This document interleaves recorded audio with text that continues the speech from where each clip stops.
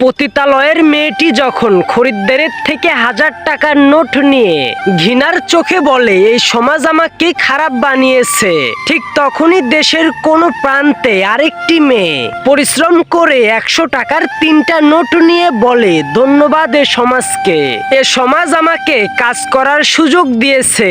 রাতের অন্ধকারে সিগারেটের ধোঁয়া উড়িয়ে বেকার ছেলেটি যখন ভাগ্যকে অভিশাপ দিয়ে দেশের ব্যবস্থাকে গালি দেয়, ঠিক তখনই দেশের কোনো প্রান্তে আরেকটি ছেলে সিগারেট খেয়ে প্রশ্নের বিপরীতে তার জবাব, পরিশ্রমী আমাকে বেকারত্ব থেকে মুক্তি দিয়েছে।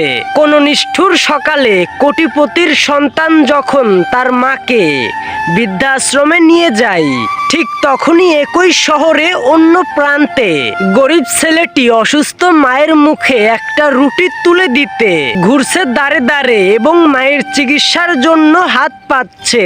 প্রশ্নের বিপরীতে তার জবাব, মা না থাকলে আমি কি করে বাঁচবো। এ জায়গায় এসে দুইটি উক্তি বলতে আমার খুবই ইচ্ছে হয়।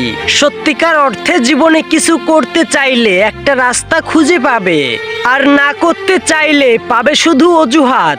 পৃথিবীটা ঠিক তেমনই যেভাবে আমরা দেখি, কোটিপতি সন্তানটার কাছে মা হয়তো বোঝা, কিন্তু গরিব ছেলের কাছে মাই সব।